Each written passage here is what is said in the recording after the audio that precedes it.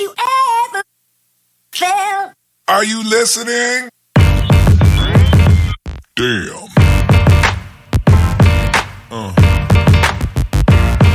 Yeah. Yeah. Yeah.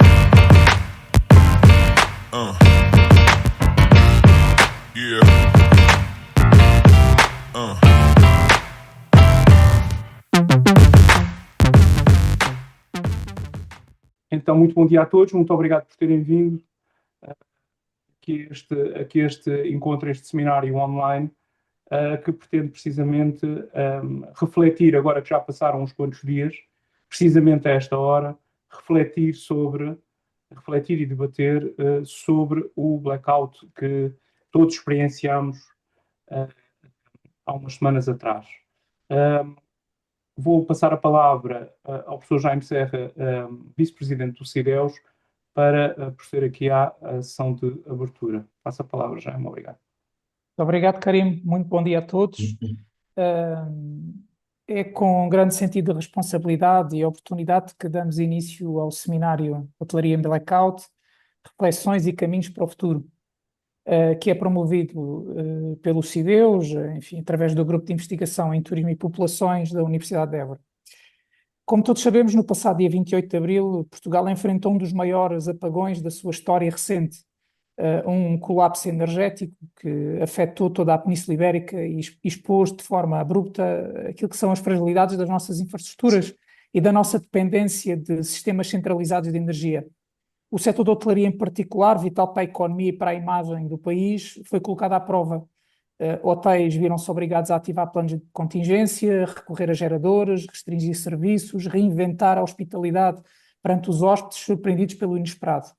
Os impactos foram, de facto, imediatos e transversais, desde a interrupção de reservas e pagamentos eletrónicos, à gestão de bens perecíveis, à necessidade de manter o ambiente de confiança e segurança para quem nos visita todos os dias no nosso país e nas nossas regiões. Não menos relevante, o apagão revelou a importância da resiliência, da criatividade, do espírito de colaboração entre equipas, parceiros, clientes, mas também a urgência de repensar estratégias de prevenção, de redundância tecnológica e de comunicação em crise. Hoje reunimos aqui investigadores, profissionais, gestores, decisores para debater os desafios e as oportunidades que emergem deste episódio excepcional. Queremos refletir sobre o que falhou, mas sobretudo sobre o que aprendemos e como é que podemos construir um futuro mais seguro, sustentável e preparado para estes riscos sistémicos que cada vez mais fazem parte do nosso cotidiano. O CIDEUS, em particular, enquanto centro interdisciplinar dedicado ao estudo das dinâmicas sociais, culturais e económicas do Sul, assume um compromisso de contribuir para uma análise crítica e construtiva dos impactos do turismo e da hotelaria, promovendo a sustentabilidade e a capacidade de adaptação dos territórios e dos destinos e das suas comunidades. Bom, convidamos com este tema todos a partilhar experiências, a questionar modelos e a propor caminhos. Que este seminário, esta reflexão que hoje aqui promovida através do professor Karimo, seja um espaço de diálogo aberto, de construção de soluções e de reforço da confiança num setor que é, por excelência, um motor de desenvolvimento, mas também um espelho das nossas vulnerabilidades e das nossas potencialidades. Aproveito para fechar esta primeira preleção para finalmente endereçar os parabéns pela iniciativa ao nosso investigador, o professor Karimo Hassal, e também em particular ao Dr. João Portugal, que também ajudou neste processo. Certamente no final saberão extrair da melhor forma as várias reflexões que vamos ouvir aqui, para que possam iniciar um processo de investigação, que isso também interessa e importa ao setor, conducente a resultados que de alguma forma promovam futuras direções, recomendações no sentido de melhorar e preparar o setor para futuras decisões nesta área da gestão de crises. Queria, finalmente, desejar que todos que tenham um bom trabalho, que seja uma sessão muito proveitosa e sejam todos bem-vindos. Muito obrigado. Muito obrigado, Jaime, por este início, por este kick-off aqui no nosso seminário. Vou, de imediato, apresentar os meus colegas do painel. O Dr. Tiago Paes, o Dr. Pedro Alves, o Rodrigo Borges de Freitas e o Miguel Pinheiro. que representam as direções-gerais dos hotéis localizados aqui no Algarve, hotéis de 4 e 5 estrelas. E nesta primeira ronda de questões, aquilo que importa começar a refletir é sobre as vulnerabilidades deste blackout, não é? Na vossa opinião, quais foram efetivamente as vulnerabilidades que este blackout revelou sobre a estrutura e funcionamento atual na hotelaria, em específico nos vossos hotéis? Bom dia a todos. Em primeiro lugar, deixem-me cumprimentar a iniciativa, professor Karim, cumprimentar também o professor Jaime Serra, vice-presidente do CIDEUS, o Dr. João Portugal, os meus colegas de painel e todos os que estão presentes. De facto, houve um apagão, afetou Portugal e Espanha. Foi provavelmente um dos mais severos das últimas décadas na Europa, com impactos significativos em diversos setores, especialmente pelo número de pessoas que foram afetadas, por tornar, se calhar, as populações muito mais vulneráveis e ainda aquelas que são mais vulneráveis ainda, e pelos constrangimentos que criou a toda a gente e todos os setores. Verificámos constrangimentos a todos os níveis, portanto, nos transportes públicos, houve constrangimentos que não estávamos à espera, pessoas que ficaram presas no metro, situação que não afeta propriamente o Algarve, mas afetou, por exemplo, os comboios. No aeroporto não houve grandes constrangimentos, mas houve problemas com algumas saídas, que afetavam alguns dos nossos clientes nos hotéis. Começou a haver alguns constrangimentos na saúde, também nos hospitais e nos centros de saúde, que para os nossos clientes que estavam nos hotéis, começava a criar alguma inquietação. Depois tudo isto tomou proporções um bocadinho maiores quando as telecomunicações ficaram mais afetadas, quando deixámos de ter dados móveis a funcionar, e as pessoas começaram a ter algum conhecimento do que realmente estava a acontecer. Aquilo que se sabia era muito pouco, sabíamos que havia uma quebra de fornecimento de energia a rondar os 90% de Espanha para cá, mas sabíamos que estava a afetar toda a Europa. Havia uma contra-informação muito grande, porque depois falava-se em Espanha, Itália, Inglaterra, Alemanha, Holanda, etc. Portanto, houve uma série de informações que foram surgindo e os motivos que levaram a este apagão que criaram algum desconforto, e aí a gestão da comunicação, depois falaremos mais à frente, mas tem que ser muito mais eficaz. Um, Nós tivemos um natural cuidado com aqueles que eram mais vulneráveis e dependentes. Estou a falar de pessoas idosas que dependiam de equipamentos elétricos, tal, por exemplo, como ventiladores, mecânicos, etc. Nós tivemos algum cuidado com isso. Pessoas com mobilidade reduzida que se viram sem elevadores e que não conseguiam chegar aos quartos, aos pisos dos hotéis, em alguns hotéis em que os elevadores não estavam suportados por gerador. Portanto, tudo isto levou-nos aqui a repensar algumas estratégias para situações de crise como esta. Não houve grandes problemas no final disto tudo. Houve um problema, se calhar, estrutural, económico. Houve, de facto, constrangimentos para as pessoas, mas no fim disto tudo não houve grandes consequências, nem houve uma vítima mortal em Portugal, houve mais ou algumas em Espanha, mas não, no final disto tudo, e por ter sido apenas 12 a 14 a 16 horas, dependendo dos sítios, acabou por não nos expor demasiado às vulnerabilidades, que é a questão que tu me interessaste. Bom, verificamos que temos várias fragilidades. Forte dependência energética, mas isso nós já sabíamos, que punham em causa infraestruturas críticas, sistemas informáticos, elevadores, como já falei, cozinhas, piscinas, painéis solares, redes de comunicação e até os sistemas de segurança dos nossos hotéis. Verificamos que algumas infraestruturas de apoio estão claramente subdimensionadas e nós temos que ter muita atenção a essas infraestruturas, por exemplo, geradores com pouca autonomia, não testados, em que de vez em quando são postos em causa por parte das nossas administrações ou dos stakeholders, esses investimentos.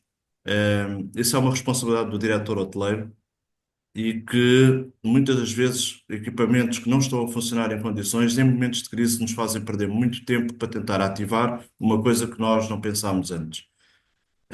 Processos automatizados nos hotéis sem backup, sem acesso, por exemplo, ao nosso software, check-ins online, desculpem, check-ins, check-outs, POS nos pontos de venda que não estão suportados por UPS, etc. Baterias não carregadas e que em determinado momento criou constrangimentos. Tudo o que é servidores em cloud, sem haver servidores fixos, ficamos mais vulneráveis. Isso também foi conseguimos identificar isto. E depois tudo isto, quando não funciona, implica claramente com um risco reputacional, não só para o nosso cliente, mas também para as nossas equipas operacionais, que também depois denotam as falhas das nossas infraestruturas. Estou a falar de falhas de comunicação, estou a falar, por exemplo, até de comunicação com os hóspedes, que em determinado momento nós não conseguíamos passar demasiada, nem muita, nem pouca, nem informação, só sabíamos que estava a acontecer um problema e nós temos de estar muito mais bem preparados para mitigar estes riscos com uma estrutura clara, com alguns planos e procedimentos escritos, que devem ser não só escritos, mas trabalhados, devem ser criados gabinetes de crise dentro das unidades hoteleiras com muito mais eficiência, com muito mais clareza, sem grandes problemas. E depois a questão de verificar quais são exatamente as zonas dos hotéis que nós temos que ter abastecimento por parte dos geradores. Assim, de repente, pessoas, constrangimentos à mobilidade, as pessoas que trabalham connosco ficaram muito vulneráveis. Eu tive funcionários muito preocupados sem conseguirem ir buscar os seus filhos às escolas e ao ouvir dizer que as escolas estavam fechadas. Nós fizemos o acolhimento de todas as pessoas, dos clientes, dos nossos funcionários e das suas famílias dentro da nossa estrutura hoteleira que estava protegida e estava totalmente suportada por gerador, mas demos conforto às famílias, demos conforto às pessoas, demos conforto aos clientes e isso fez-nos ultrapassar este grande constrangimento com alguma naturalidade. Muito obrigado, E Rodrigo. para já, Muito obrigado, Rodrigo. Pedro. Ora, bom dia a todos e queria também saudar aqui a organização e todas as pessoas do painel e todos os que estão a assistir. Passando um pouco aqui à questão, serviu muito para testarmos as nossas capacidades, ou seja, nós aqui no Hotel Eva, que fica no centro de Faro, por acaso já temos o procedimento de testar o gerador e avaliar uma vez por mês as zonas que estão em funcionamento, está tudo bem, mas de facto tivemos que testar a nossa capacidade de resposta num simulacro real, não é? E é sempre diferente. E como dizia o Rodrigo e bem, pessoas com medo que os filhos não tinham escola, portanto, o grande inimigo para mim, neste caso aqui, foi a contra-informação que existia, portanto, quem conseguia ter alguns dados móveis enquanto havia uma especulação gigante do problema, não é? E o problema teve uma magnitude muito grande, mas em caso real, eu acho que a maior dificuldade que houve aqui foi de facto, não dentro do hotel conseguimos reagir bem e conseguimos, acho que dado o mal, dar um bom serviço, mas foi as várias áreas ligadas à hotelaria encerrarem, ou seja, muitos tipos de negócios, muitos tipos de atividades ligados à hotelaria que vivem do turismo. Eu não tinha energia, fecha a porta.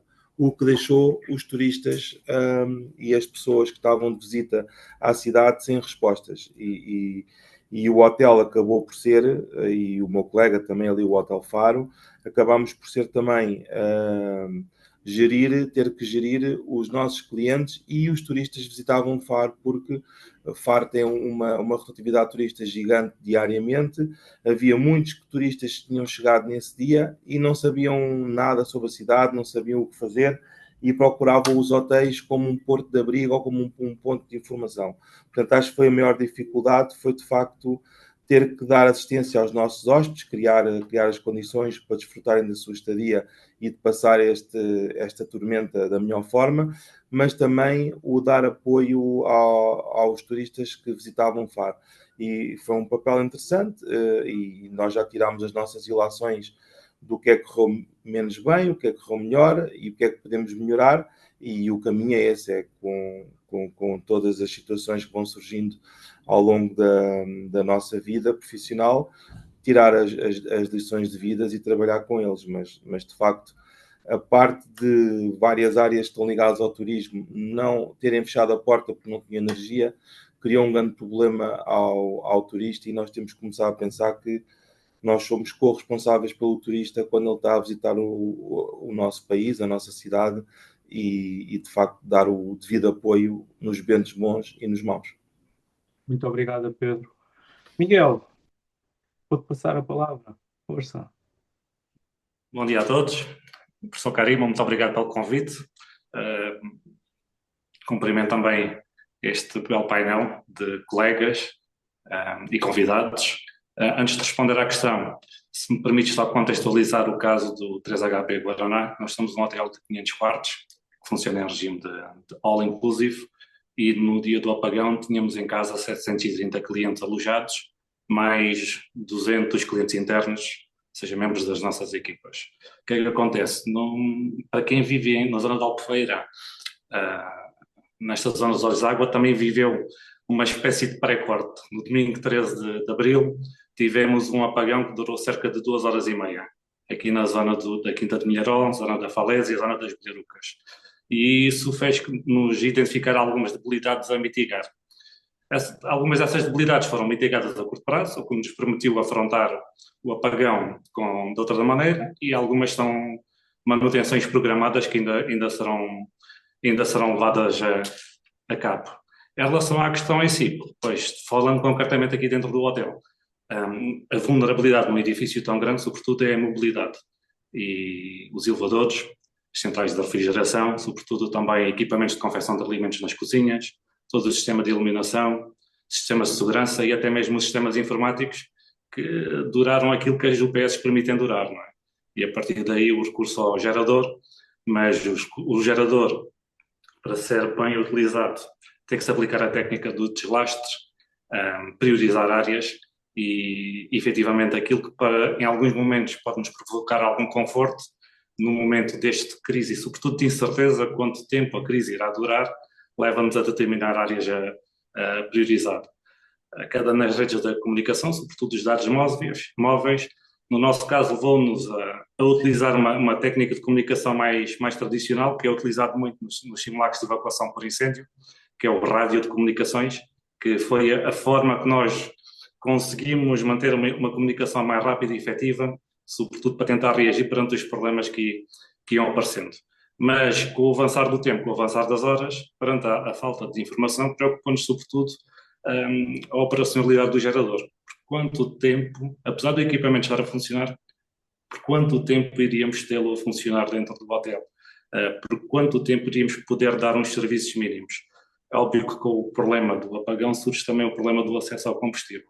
E aí também ainda a nossa grande dependência nestes momentos dos combustíveis fósseis, não é? E aí sim, o facto de também a administração da empresa ter reagido rápido e ter-nos garantido a funcionalidade do equipamento pelas horas que o apagão durou. Este tipo de crise, a climatização deixa de ser um equipamento prioritário, é totalmente desligado, apesar do desconforto gerado e da alta ocupação, mas foi o que foi. Não é? E na incerteza temporal do apagão, tivemos de tomar a decisão radical de dar serviço a quem está dentro de casa, mas comercialmente fechamos as vendas, para evitar uma maior carga sobre os serviços que tínhamos disponíveis. Muito bem, Miguel. Muito obrigado. Tiago. Mas muito bom dia, agradecer ao professor Carimo por o convite, enaltecer também este aspecto de mais uma vez trazermos a academia para resolver estes problemas e de também ser voz. Não conheço nenhum setor, a não ser o setor da saúde, que tenha abordado este tema com a rapidez como está a ser feito, e daqui enaltecer Carimo e a academia por esta iniciativa, que me parece a mim ser necessária, e ouvindo os meus colegas que cumprimento, o Pedro, o Rodrigo e o Miguel, dá para perceber perfeitamente que somos um setor que também tem as suas fragilidades, mas que, ouvindo agora o Miguel, consegue se adaptar, deixando de utilizar o tradicional telemóvel para se adaptar a um rádio de comunicação, e assim manter a comunicação com todos. Contextualizando, somos um hotel com 105 quartos. Tínhamos nesta altura 285 pessoas de clientes, mais 126 trabalhadores. Então, temos aqui um total de cerca de 400 pessoas em casa. O hotel não estava com capacidade, portanto, full, não é? No entanto, a fragilidade desta inoperacionalidade que tivemos de quase que momentânea fomos apanhados, e a mim também me aconteceu o mesmo que aconteceu ao meu colega Miguel. Portanto, no domingo tínhamos tido aqui também um pré-apagão, digamos assim, momentâneo, mas que nos deu também aqui para enaltecer alguns pontos de fragilidade.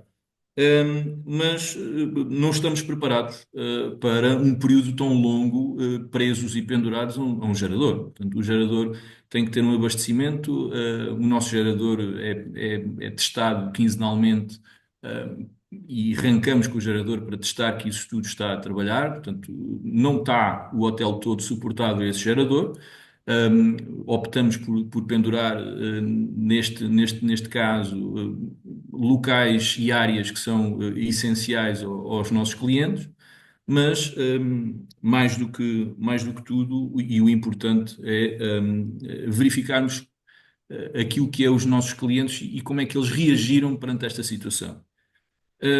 Não vos vou esconder que, numa fase inicial, o facto de eu trabalhar com o mercado de golfe, o hotel estava 20% com os clientes in-house. Portanto, os clientes estavam todos em campo de golfe, o que me permitiu também ter mais tempo para pensar a mim e à minha equipa, não no agora, mas naquilo que seria para mim o expectável que seria à noite. E o silêncio da noite aqui torna sempre tudo muito mais complexo. E então aí tivemos que fazer aqui algumas adaptações para pendurar certos e determinados sistemas fundamentais para nós, como iluminações necessárias e fundamentais, e temos uma equipa de eletricistas a tentar pendurar ainda mais coisas no nosso gerador, e que vão ser certamente situações que vamos ter definitivas. Mas e se me permitem, eu acho que estas 12, em alguns casos 16 horas sem energia, não dá só para ver as coisas que correram menos bem. E eu aqui enalteço muito a força e a capacidade dos engenheiros da EDP a nível nacional, de mais de 500 postos de eletricidade que tiveram que fazer um shutdown e por zonas conseguirem-nos, em curto espaço de tempo, darem-nos a energia e voltarmos a ser um país normal em termos energéticos. Portanto, não nos podemos esquecer também daqueles que na retaguarda estiveram incansavelmente a tentar reabastecer isto tudo e enaltecer também os serviços da Câmara Municipal, que também nos apoiaram bastante nesse sentido. No contexto, em termos de serviços, as lacunas foram identificadas, não podemos fechar os olhos e ignorar este blackout que existiu. As ações determinadas começaram praticamente no dia a seguir, com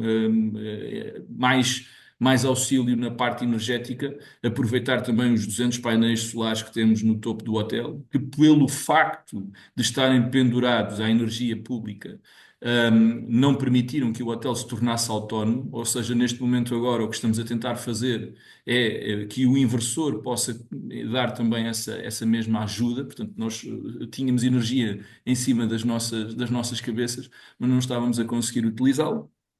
E, portanto, todos esses pontos são pontos que nós, enquanto empresa, estamos a tentar minimizar e tornar para que esperamos que não aconteça, mas que casos como estes, que foram um simulacro, como disse o Miguel, em contexto real, possa ser bem sucedido.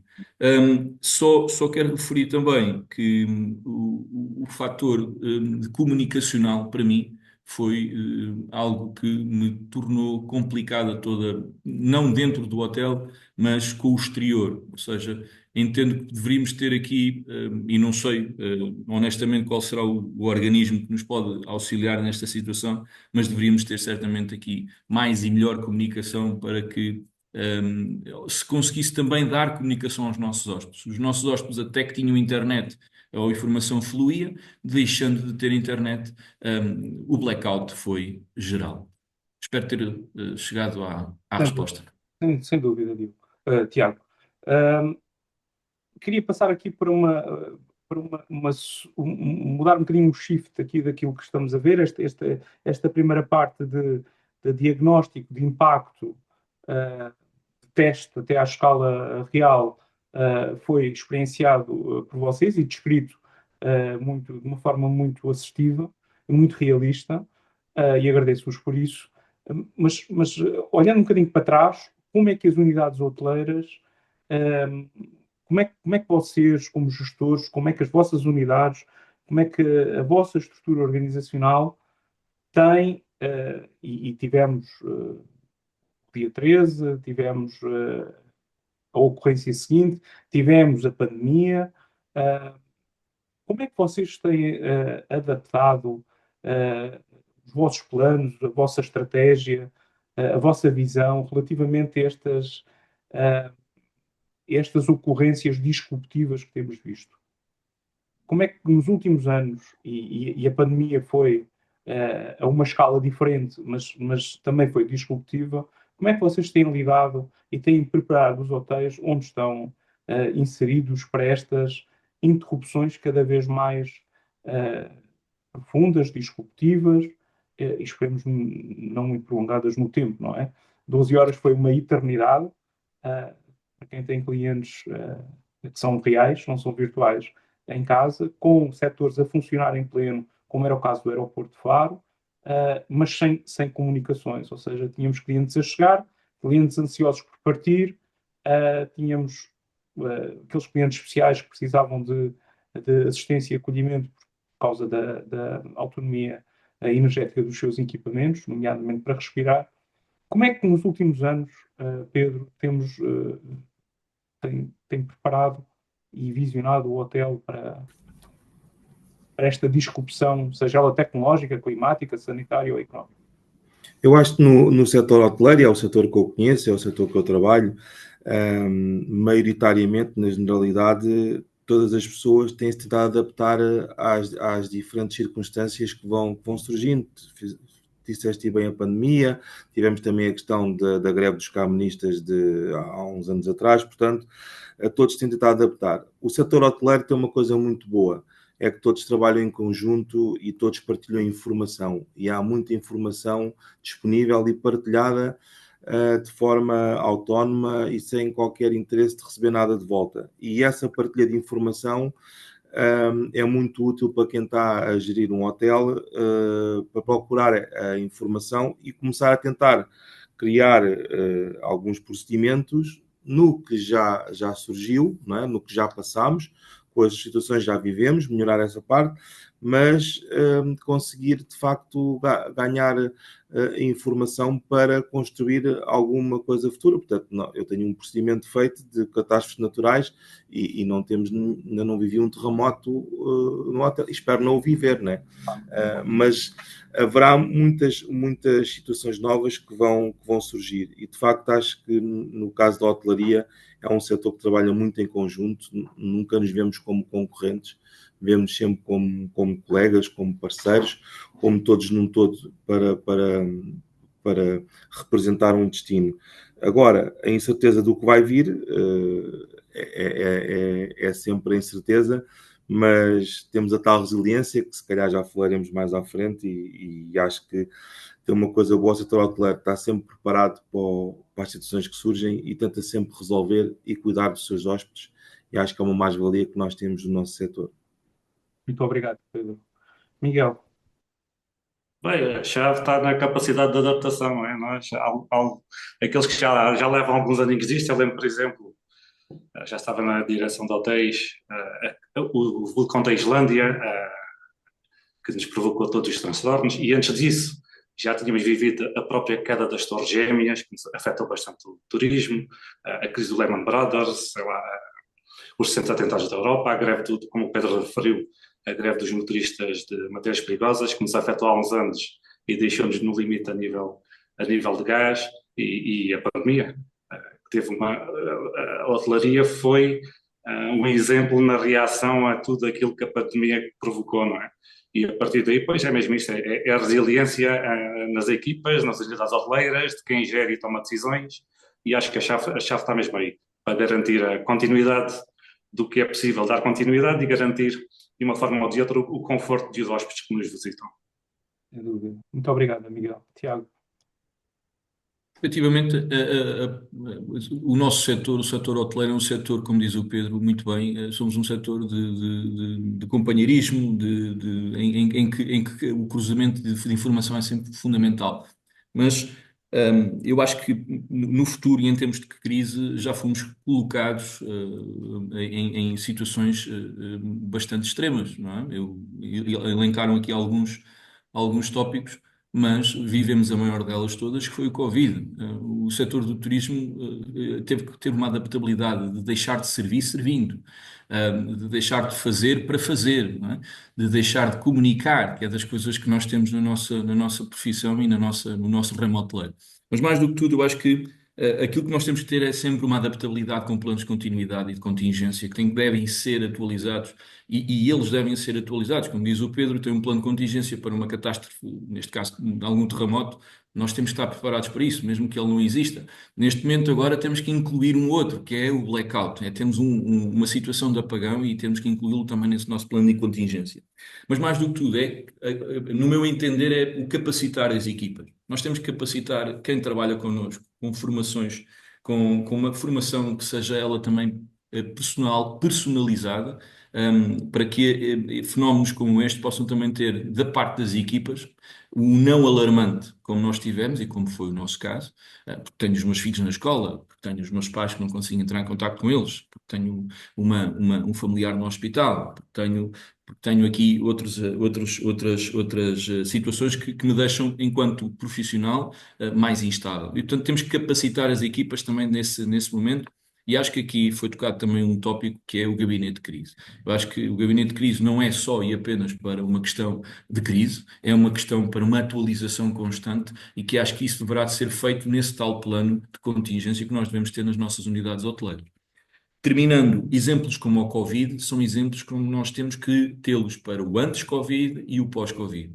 Parece que houve uma vida antes e haverá certamente uma vida depois. Acho que nós tomamos um grande partido dos bons e excepcionais exemplos que nós tivemos num plano de Covid e que, honestamente, convosco e com o painel, foram sentidos nesta minha equipa em que estavam preparados para retirar listagens, para agir de uma forma muito mais suave junto do cliente. Portanto, eu acho que nós aprendemos com estas coisas, o setor aprende muito com esta situação e as lideranças, neste caso, têm também ser o farol para que possamos todos em conjunto, e também com a academia, podemos encontrar soluções e planos estratégicos para podermos implementar o melhor dentro do setor. Muito obrigado, Tiago. Rodrigo, vou-te passar a palavra com um adicional, como sempre, que é: teve isto impacto nas reservas? Esta vicissitude teve um impacto nas reservas na semana seguinte, na quinzena seguinte? Porque temos muito disto, não é? A situação aconteceu, havia clientes a chegar, havia clientes a partir, e havia um mundo inteiro que estava ligado, menos nós, Península Ibérica, supostamente. Qual foi a percepção sobre isto? Estás em mudo?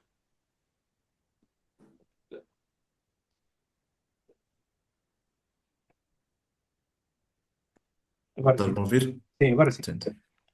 Por incrível que possa parecer, os nossos mercados abastecedores não sofreram deste apagão. Aliás, nós na Vila Petra, nós estávamos com cerca de 400 e tal clientes em casa.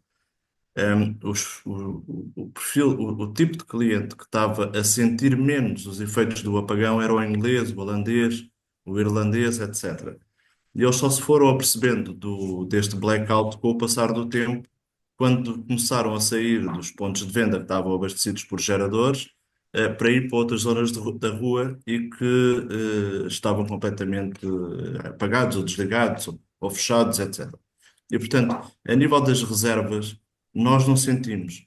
Como te disse, nós temos o servidor trabalha de duas formas diferentes, ou está na cloud e também está físico na estrutura hoteleira, e portanto nós não tivemos dificuldade de acesso às reservas que estavam a chegar. O principal problema foi logo de início, quando os clientes estavam a fazer check-out e nós estávamos com alguma dificuldade em aceder às contas que os clientes tinham para pagar. Aí sim tivemos um problema, um primeiro problema, que foi adaptar a comunicação daquilo que era a nossa base de dados dos nossos softwares com os POS, os front office, de todos os pontos de venda e das recepções. Portanto, aí tivemos esse primeiro constrangimento. Depois, sinceramente, isto é quase um pós-Covid. As reservas no dia seguinte, como nada aconteceu, nada foi muito grave do ponto de vista das pessoas, houve quase um revenge do blackout. E então tivemos uma procura mais significativa. Não quero isto dizer que tenha sido bom ou tenha sido mau, não sentimos. Acho que aí, lá está, como todos os meus colegas disseram, todo o que é a estrutura hoteleira está muito bem preparada para sobreviver nestas crises, ou seja, de ausência de internet, ou seja, até de eletricidade, outras crises que já vivemos, como Covid, gripais, até tudo isso, nós fomos nos adaptando e fomos aprendendo muito com isso. Por exemplo, uma das dificuldades, eu há bocado não referi, que eu tive foi a quantidade de clientes externos, e que o Pedro referiu que também aconteceu no Hotel Eva, de clientes externos que vieram para dentro da nossa estrutura hoteleira para carregar os telemóveis, para carregar os computadores e para se alimentar. Pronto, e isso aí obrigou-nos, por exemplo, a criar no nosso plano de emergência para o blackout, também incluindo agora o blackout, um reforço do estoque mínimo que já tínhamos criado na gripe A há muitos anos atrás, e Covid mais recentemente, mas um reforço de estoque mínimo alimentar de maior tempo para conseguirmos alimentar mais pessoas. Alimentar 400 pessoas num hotel não é fácil. Todos nós sabemos que quando estão sob pressão, eles têm um perfil de consumo completamente diferente. Os comportamentos também desajustam um bocadinho. E se isto tivesse durado mais 12, mais 24 horas, teria sido um bocadinho mais complexo. O que é que nós fizemos, por outro lado? Foi consultar todos os nossos fornecedores se faziam entrega de matérias-primas no dia seguinte. Quase todos nos garantiram que faziam, desde que a informação nos chegasse. Este era um dos problemas que nós estávamos a ter de comunicação. Ainda assim, eu acho que as estruturas hoteleiras, como têm planos de emergência muito robustos, só nos falhou uma questão, foi a comunicação para as autoridades externas. E há bocado o Tiago Paes já falou sobre isso. Acho que tem que haver aqui uma coordenação diferente. As estruturas hoteleiras têm muita gente lá dentro, tal e qual como outras estruturas, mas tem que haver aqui alguém que nos diga o momento certo em que estamos a ter um problema maior ou mais grave. E bombeiros, Câmara Municipal, a GNR, o INEM e a Proteção Civil não tiveram de todo muito presentes nas primeiras horas. Depois, mais tarde, viemos a ser contactados, mas às vezes pode ser tarde demais. O Tiago também já falou de reforço ou da manutenção da operação, de conseguirmos fazer um reforço da autonomia das operações a todos os níveis. E aí o Miguel Pinheiro também já deu a indicação de que os rádios foram essenciais para fazer circular a comunicação dentro da estrutura. Nós, para além dos rádios, estamos a tentar perceber se existe alguma forma de garantir que os nossos telefones, rede fixa, possam trabalhar não tão dependentes de eletricidade, porque depois isto está tudo muito digitalizado e torna-se muito vulnerável. E, portanto, são coisas que nós estamos a tentar perceber como é que nós podemos otimizar. Do lado da liderança, pois eu costumo sempre dizer que as estruturas que são mais experientes e que têm hierarquias mais claras e mais funcionais, em que de facto nós fazemos os testes de crise, em que existem seguranças e delegados e responsáveis de segurança. Conseguimos naturalmente criar os tais gabinetes de crise, saber lidar com a situação e dar algumas respostas de forma muito proativa. Fiquei, por um lado, satisfeito com toda a resposta que foi dada pela estrutura das equipas, por outro lado, por não termos tido uma quebra significativa no negócio nem nas reservas, e ainda mais porque o setor, de facto, soube lidar com a situação e o setor hoteleiro deu provas de grande maturidade mais uma vez. Portanto, como todos os meus colegas já disseram, foram crises e crises e crises que nós já temos ultrapassado, mas que temos dado respostas muito maduras e com muita capacidade e sem nunca pôr em causa aquilo que é o mais importante, que são as pessoas. Muito obrigado, Rodrigo.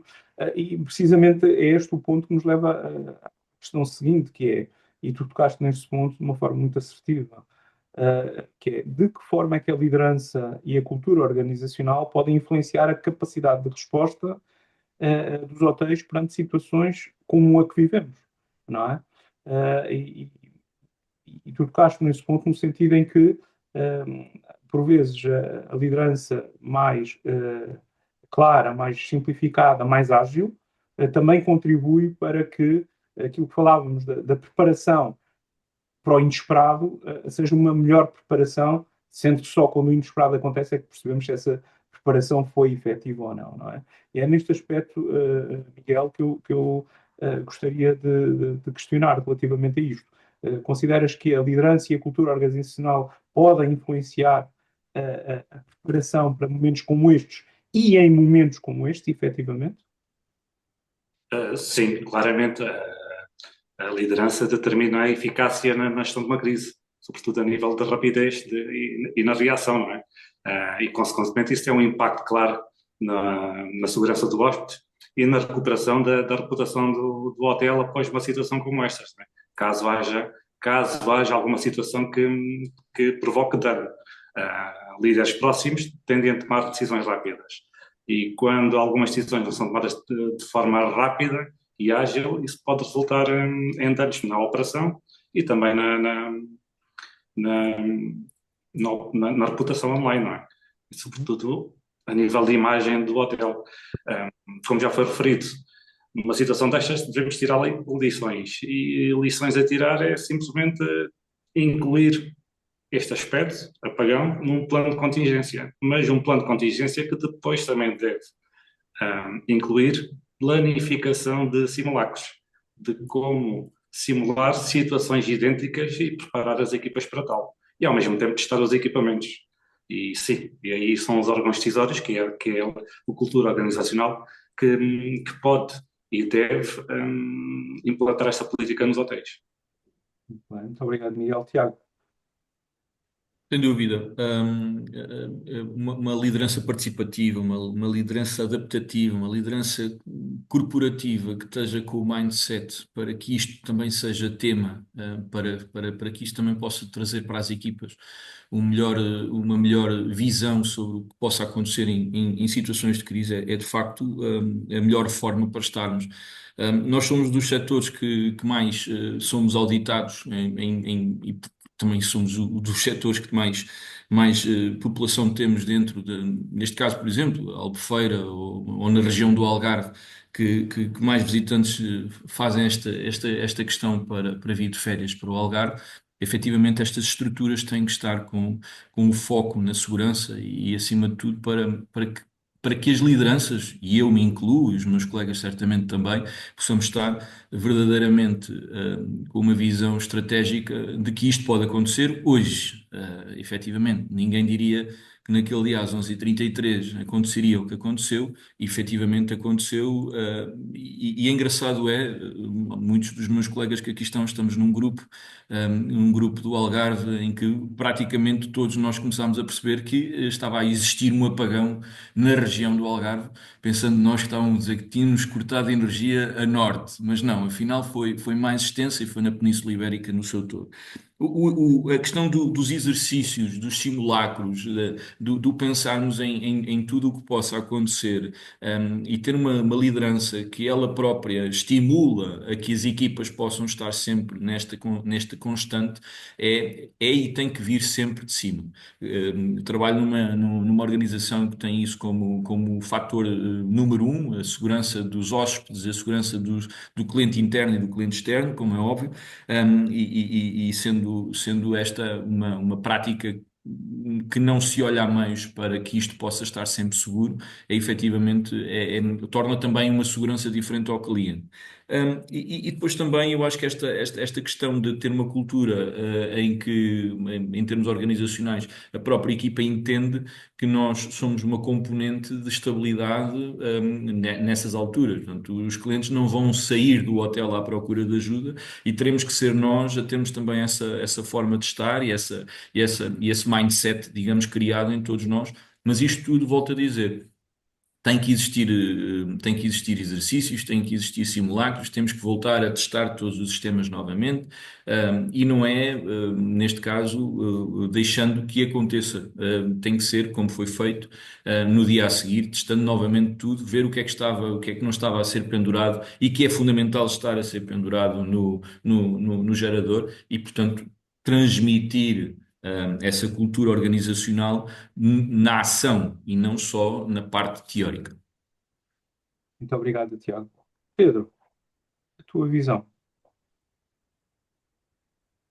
Eu penso que sim, a liderança, claro, é fundamental em situações de crise ou situações de emergência, e de facto Portugal às vezes peca um bocadinho por não ser um país a pensar na segurança, né? E no caso da hotelaria e no Algarve em concreto, todos nós já recebemos várias visitas, se calhar pelo menos uma por ano, de Health and Safety, ou fazemos questionários de Health and Safety. E se olharmos ao Health and Safety, está lá muita questão de segurança que nós não ligamos, como uma Posey Policy ou como a Major Force, que vem sempre nos contratos de comerciais com o operador, e de facto a Major Force existiu e todos nós assinámos contratos a pensar que isto nunca haveria de existir. Portanto, eu acho que temos também a ferramenta à nossa frente, que é, por exemplo, olhar para os operadores, maioritariamente os ingleses são mais preocupados nessa função da segurança e de facto trabalhar com isso e tentar prever o que conseguimos prever, porque vai ser impossível. Porque isto agora foi um apagão, já tivemos a crise da não entrega por causa da greve dos caministas, tivemos o Covid e devemos ter outro que não vamos estar preparados. Mas que eu acho que ao começarmos a ter uma cultura de segurança, e isso tem que ser incutido pela liderança, não há dúvida, acho que vamos estar sempre mais preparados para situações novas e adaptar o que já sabemos às situações novas, ou acho que já sabemos que já vivemos e que podemos melhorar como atuar. Muito obrigado, Pedro. Rodrigo.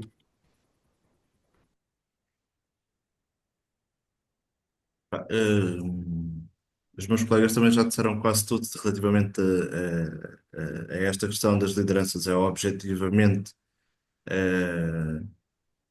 um fator fundamental que a liderança esteja presente, que seja funcional, que perceba exatamente o que está a acontecer dentro da estrutura, como resolver problemas dentro da estrutura.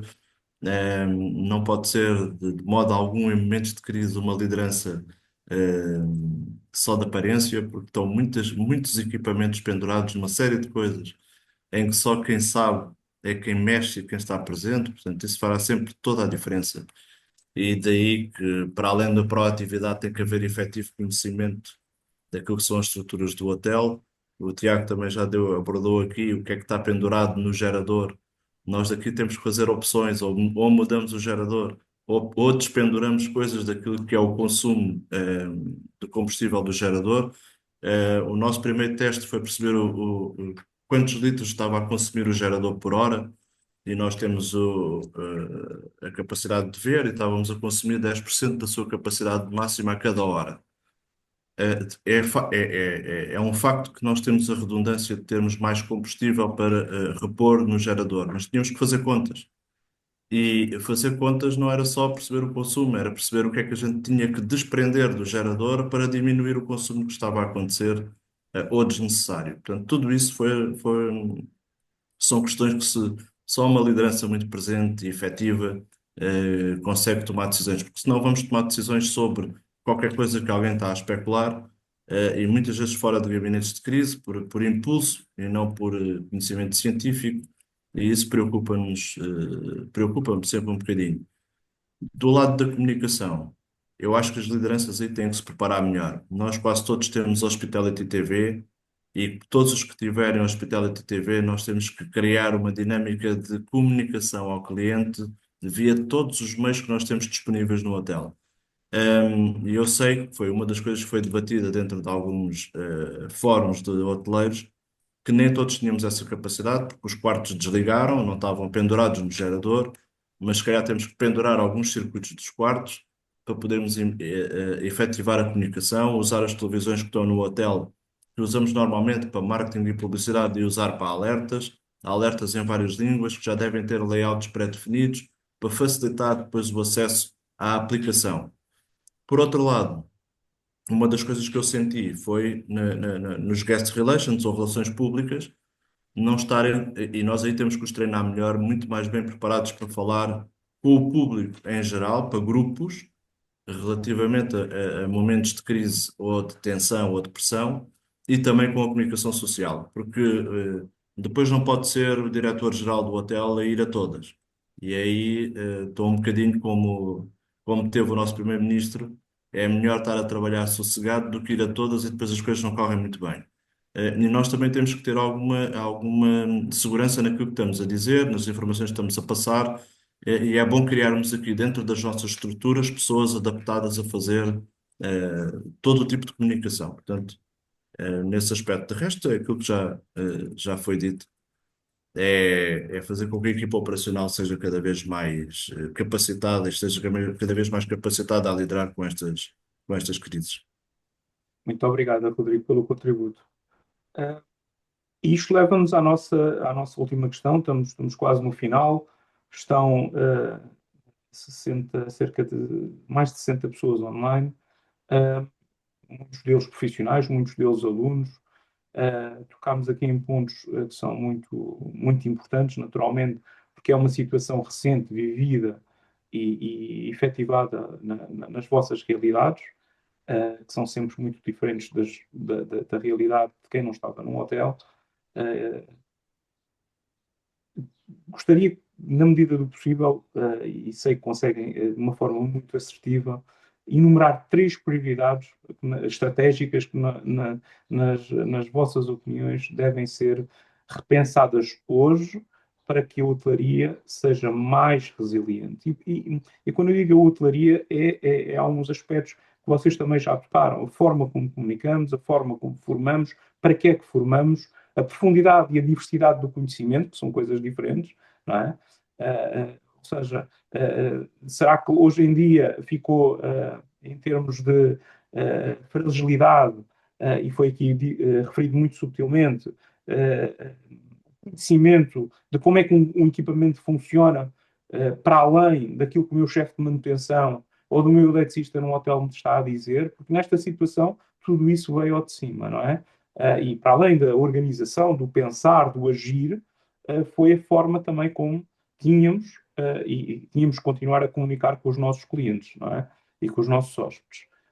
E por isso, Tiago, perguntava-te se consegues identificar quais são para ti as 3 prioridades estratégicas que devem ser repensadas hoje. Quando eu digo hoje, é no tempo corrente, para que no futuro possamos ter uma hotelaria mais resiliente face a fenómenos desta magnitude, não é? Porque é tal como o Pedro disse, estas são coisas que são tão extremas como o Covid, como o abastecimento dos combustíveis, como outras situações que somos forçados a parar e a refletir sobre situações que são fora do espectro. E as nossas equipas, como o Rodrigo disse, têm que ser efetivamente treinadas para isto, não é? E como é que se treina para o imprevisto, neste caso? Karim, isto, efetivamente, eu acho que existe um fator que é determinante não só para o setor hoteleiro, mas também para o setor hoteleiro. Eu acho que nós temos que caminhar para esse objetivo, que é o termos as nossas unidades com a energia autónoma, ou seja, capitalizarmos as nossas unidades, que ainda que estejam penduradas em cima do sistema público de energia, e ao privado, possamos ser também nós autónomos nesse caminho. A empresa onde eu estou, estamos a fazer um investimento claro para que essa possa ser uma realidade a curto e médio prazo e para que esta dependência de estarmos pendurados sobre a rede pública de abastecimento possa também ser uma realidade que não seja a 100%. Portanto, hoje em dia já fazemos uma produção de energia que injetamos na rede de abastecimento para chamada energia verde, mas que nós possamos também aproveitá-la desta forma para as nossas unidades hoteleiras. Eu acho que esse é um dos grandes fatores que nós temos que pensar. Nós temos que pensar que as unidades hoteleiras têm também elas se tornarem autónomas nesta forma, e temos variedíssimos exemplos, como é o caso no centro da Europa, em que existem muitas unidades hoteleiras que já optam por este sistema. Contudo, é aliar, e agora linkando aqui outro ponto, a tecnologia. Temos também a tecnologia a ajudar-nos nestes campos. Poderá ser um contrassenso, sem energia não temos tecnologia, ela até rima, mas contudo, o prevenir e o antecipar, eu há pouco estava a ouvir a falar em sistemas de cloud, também já existem sistemas de cloud offline que nós conseguimos trabalhar com eles em offline, portanto, eu acho que é um fator determinante para que este terceiro ponto, que é as revisões dos planos de emergência, os planos de evacuação, os planos de ação, os planos possam também eles ser revistos com base nestes três pilares. Portanto, executá-lo de uma forma preponderante e suportado em canais de energia verde, em que nós possamos cada vez mais temos 70% do nosso hotel, e eventualmente não vai ser possível pendurar nessa energia verde, mas que os outros restantes 30% ou 40%, 15%, 20% possamos conseguir aliar a isto à utilização dos geradores com combustíveis fósseis, possamos equilibrar e termos então esse futuro como um futuro mais ecológico, e acho que é esse o caminho que nós temos que ter.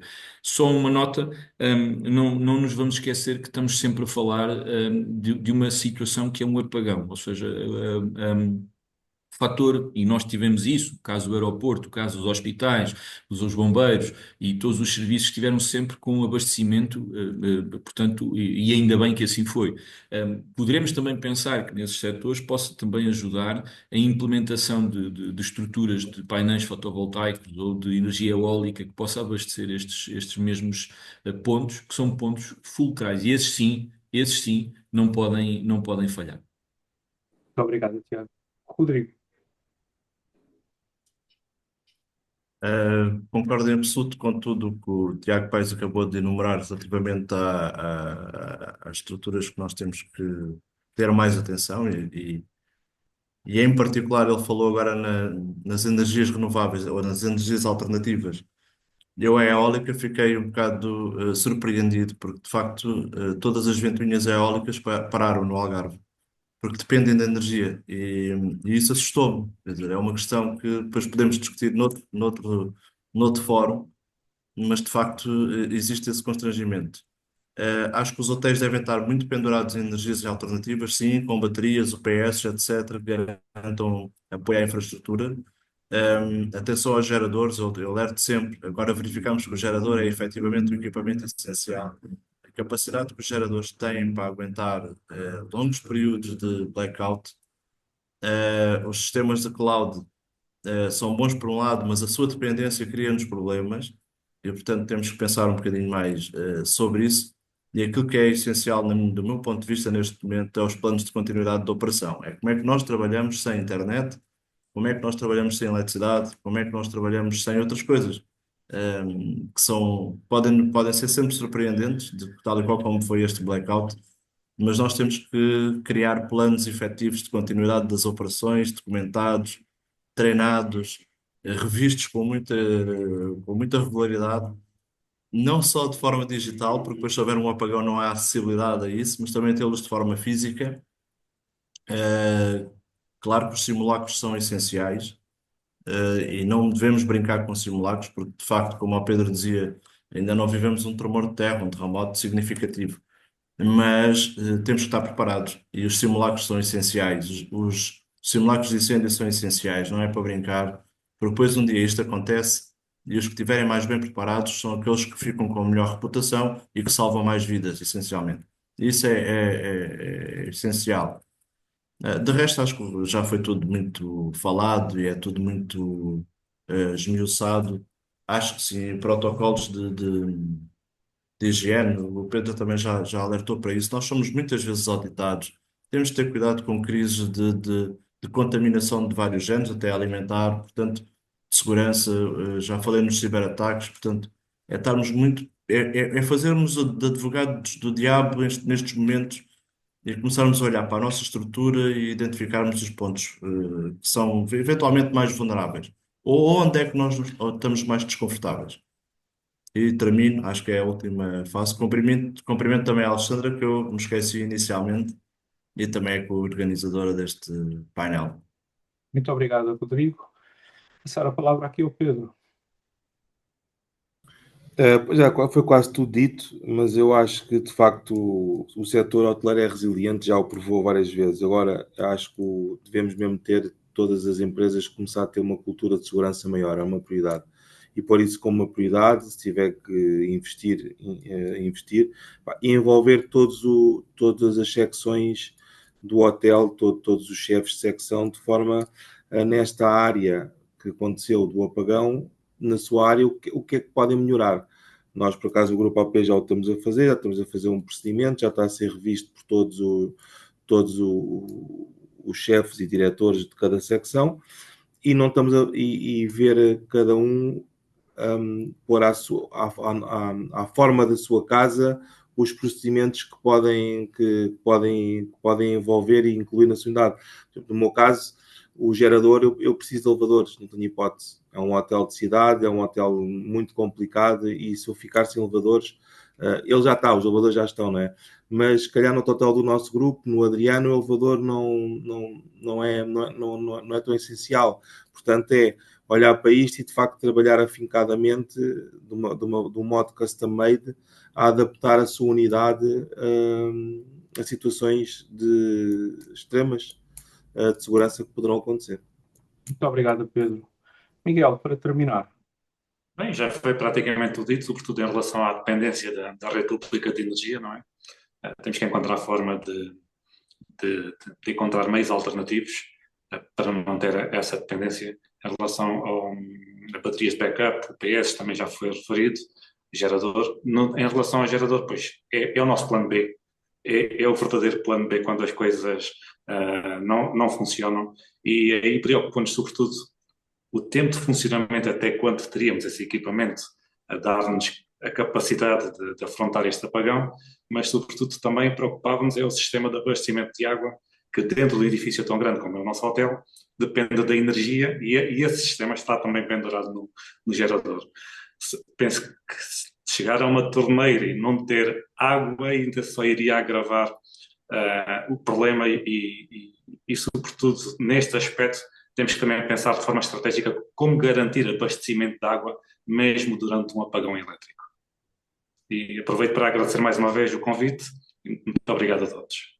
Muito obrigado, Miguel. O meu agradecimento a vocês que deram a cara, que participaram, que disseram que sim desde a primeira hora, ou quase desde a primeira hora, quando conjecturámos esta organização, a Escola Superior de Gestão, Hotelaria e Turismo, a ADHP, que desde a primeira hora estiveram ao lado do CIDEUS para que isto se organizasse, este seminário, que eu espero que seja o primeiro de alguns, agora que a poeira, como se costuma dizer, vai assentando.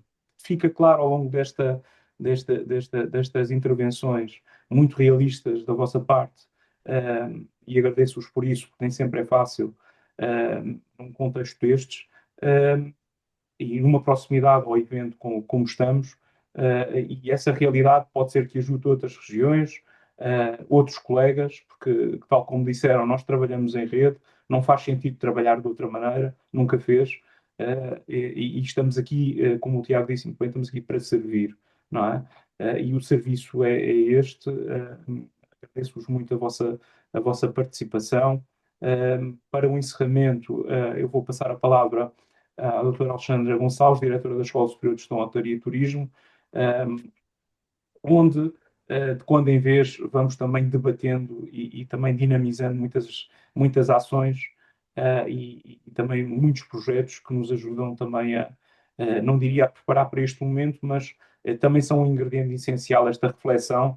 Às vezes é preciso pararmos para refletir, é preciso pararmos para debatermos, e é preciso parar para tomarmos depois as ações que são as mais adequadas em cada realidade do hotel. Foi o que pensámos quando organizámos este seminário, a diversidade da localização, a diversidade do tipo de serviço, felizmente dentro do contexto da hotelaria, que é aquele que estamos focados hoje.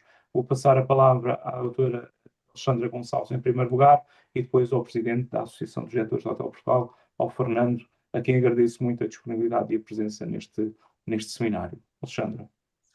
Ora, muito bom dia a todos.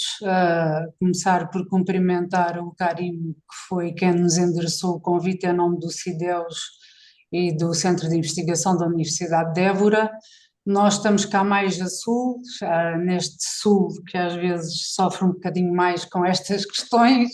Cumprimentar o nosso painel com os excelentes conhecedores e oradores sobre a realidade da hotelaria e, em particular, com esta questão que foi aqui levantada do apagão e quando a luz se apaga, o que é que acontece, não é?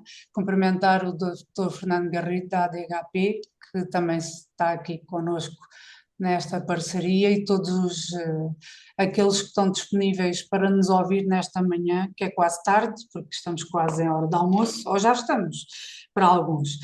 Dizer-vos que achei muito interessante, não é isso que se calhar esperam de ouvir de mim, é verdade que o meu posicionamento é muito académico, portanto sou uma pessoa que tenho trabalhado sempre ao longo de quase 30 anos no setor público da educação, do ensino, da investigação, mas que também tive a oportunidade no início da minha vida empresarial de trabalhar na área das agências de viagens e no aeroporto. Portanto, mais para o lado dos transportes e de como chegar aos destinos do que propriamente na recepção ou hotelaria. Mas dizer-vos que a reflexão que aqui foi feita é fundamental.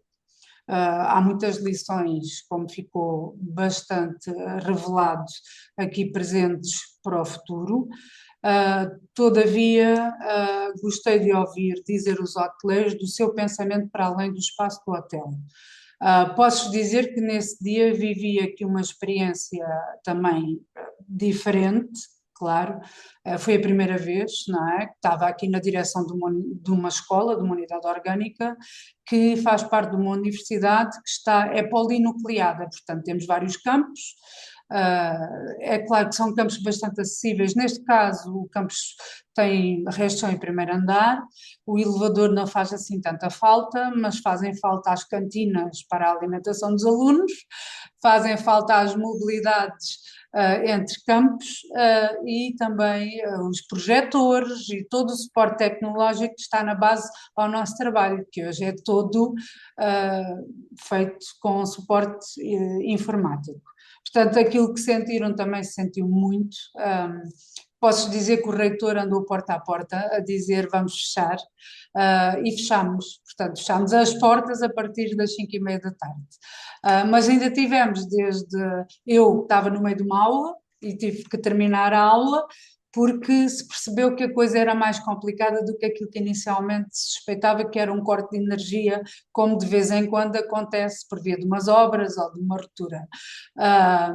E de facto percebemos que quando falha a comunicação, tudo falha. Para além da energia, foi a questão da falha da comunicação que eu acho que foi a fundamental em todo este processo. Para além disso, depois já a falta de água em alguns dos nossos lugares, porque lá está, como as hectares e como o abastecimento em alguns pontos se faz com também a rede elétrica associada, esse consumo de eletricidade esgotou-se rapidamente e, portanto, começou a faltar a água, não aqui na cidade, mas em algumas freguesias mais marginais também do espaço urbano ainda. Em termos de turismo, porque isto é paralelo, só para perceberem que estas dinâmicas de facto são diferentes consoante o posicionamento em que nos encontramos, em termos de turismo eu levar-nos-ia para aqui também para uma reflexão sobre a questão do destino. E há uma questão que nós sabemos, que o nosso destino, sobretudo o Algarve, mas creio que Portugal no seu conjunto, a percepção de segurança, de conforto e de qualidade são algumas das razões que levam os turistas a optar pela escolha dos nossos destinos. E a academia tem estudado isto bastante e, de facto, um apagão que se prolongasse por mais tempo traria problemas graves, certamente, em relação à percepção que existe em relação ao destino. Portanto, ficámos ali no período de meio-dia, não é? O número de horas, 11 horas, 12 horas, conforme os lugares se foi conseguindo retomar alguma normalidade, podia ter trazido uma repercussão grande sobre a imagem do destino que não aconteceu. Depois também algumas questões que nós sabemos, nós temos, para além da questão da energia, uma questão que tem de facto sido central, quer no Alentejo, quer no Algarve, mas aqui em alguns pontos do Algarve mais, a questão da água, não é? Portanto, a nossa fragilidade em questões estruturais como a energia e a questão da escassez de água, mas também algumas alterações climáticas que têm vindo a acontecer, trazem-nos fenómenos também aqui climáticos que começam a preocupar, além de estarmos também numa zona altamente sísmica. Portanto, a tal questão que já foi por aqui falada, que a maior parte dos planos de contingência já prevê, que são os tremores de terra, não é? O terremoto mais grave, já mais ou menos têm vindo a ser previstos no planeamento que é feito e nos gabinetes de crise que existem. E nós estamos também num território altamente fragilizado nestas questões. E, portanto, aquilo que disseram, e muito bem, a necessidade da resiliência, maior resiliência nestas dimensões, da energia, da água, da resposta à catástrofe, na comunicação, parecem-nos realmente essenciais. E a menor dependência da rede pública, que é uma questão que eu acho interessantíssima. Não ouvi aqui ninguém queixar-se do setor público, ouvi sobretudo o ir ao encontro das respostas dentro das próprias unidades e do setor empresarial, com meios de autonomização em relação à rede pública, o que é de louvar, e eu acho que tem que ser dada esta nota, e de facto pensar em estratégias de mitigação que façam com que esta autossuficiência seja maior. Há uma coisa, é claro, que eu tenho que deixar aqui, e nós como universidades temos essa responsabilidade, é a questão da formação. E a formação do pessoal, a formação dos dirigentes, a formação do setor público, porque sentiu-se essa falta, não é? Para a comunicação, em gestão de crises, mas não só. Portanto, a formação em todo este processo, percebi que há uma partilha de informação que é muito de louvar também entre o setor hoteleiro, mas se calhar essa partilha, essas redes de partilha de informação que estão muito pendentes da proteção civil e de organismos que têm essa competência e atribuição, também poderá ser mais informal em alguns outros casos, ter as suas próprias redes para ajudar neste tipo de processos, para que a comunicação seja rápida. Sabemos que há sempre uma comunicação que é institucional e essa não pode deixar de acontecer, e aí também sabemos que houve falhas e temos que reconhecer que há processos a melhorar, e portanto os protocolos de comunicação rápida com os turistas, nós enquanto universidades podemos aí dar algum contributo, temos competências e também essa responsabilidade cívica e pública. E portanto dizer-vos que eu creio que nós precisamos de facto de organismos cada vez mais abertos a esta inclusão do setor empresarial e renovados, porque continuarmos a ter, e desculpem, mas agora já é uma visão de alguém que tem também alguma intervenção, como dizia, cívica, não precisamos só de promoção e de animação, precisamos de umas respostas integrais naquilo que se relaciona com o turismo em destinos que são, sobretudo, economias muito dependentes precisamente de quem nos visita. E, portanto, temos de ter capacidade de intervenção nestes organismos que neste momento não existem e, portanto, regionalmente, interregionalmente, temos que criar aqui algumas forças de transformação, creio eu, daquilo que se vai fazendo e das competências que existem hoje atribuídas. Portanto, para finalizar, temos de facto que trabalhar grandemente em conjunto, para além das portas, como aqui foi identificado muito bem. O hotel saiu fora de portas, passou a ter a população e outros turistas de outros hotéis a querer entrar no seu, e há que pensar que isto de facto também pode ser uma mais-valia até na sua área de negócio. E muito obrigada mais uma vez pelo convite, pela iniciativa, deixar o desafio que se faça este repto a outras áreas, outros subsetores do turismo, à restauração, seria interessante, à animação, todos tiveram as mesmas questões, na restauração então o impacto creio que terá sido muito maior, vi para aqui umas estimativas do impacto no PIB português de um dia de consumo, portanto acho que foi um economista bem conhecido, o João Duque, que falou em 200 milhões o impacto de euros, o impacto no PIB nacional, que não será nada de expressivo, porque é um dia de consumo, mas pensemos se fossem mais dias, como é que não seria? E, portanto, vamos arregaçar mangas e trabalhar para que a mitigação seja uma realidade. Muito obrigada. Muito obrigado, Alexandre. Passo a palavra ao Fernando Garrido, presidente da ADH. Karim, antes de mais, muito bom dia a todos. Obrigado, Karim. Agradecer as palavras também da doutora Alexandra Gonçalves. Muito obrigado a todos os oradores, a todos os presentes.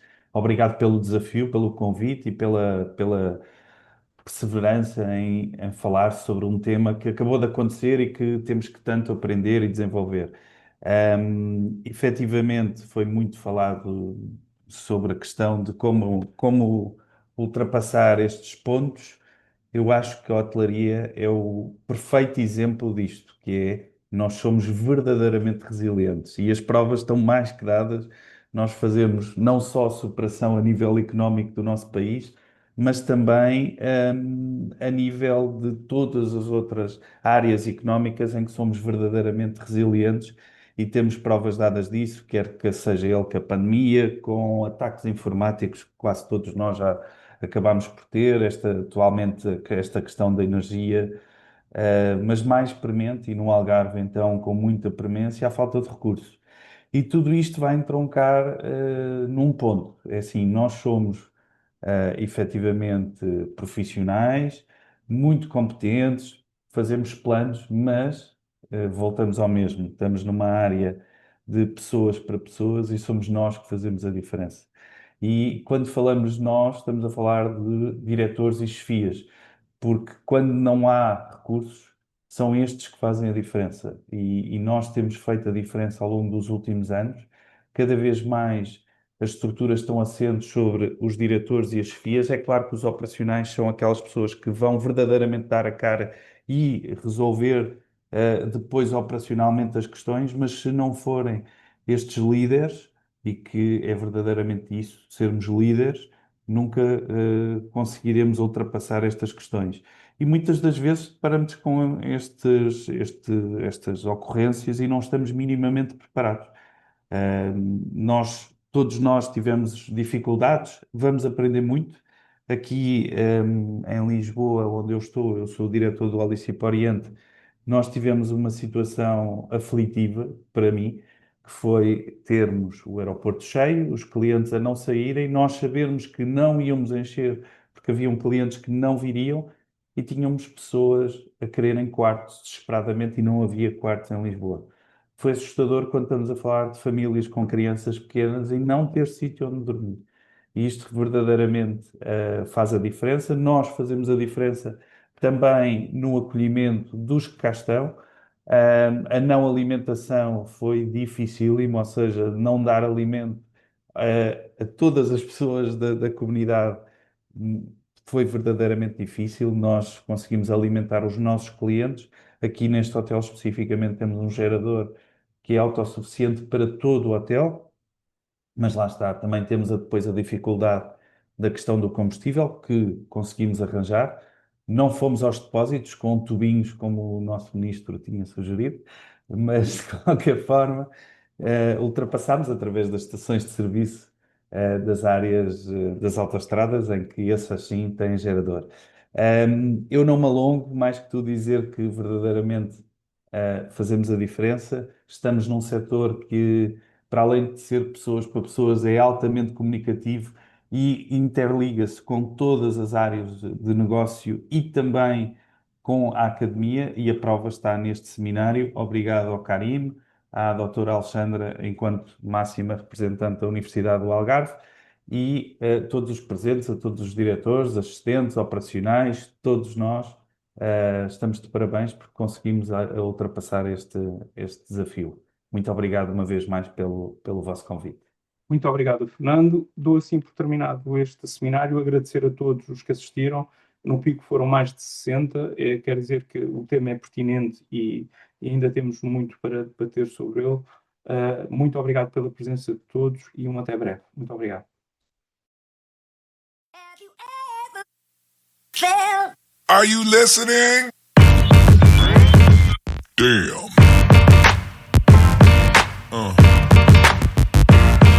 Yeah. Yeah.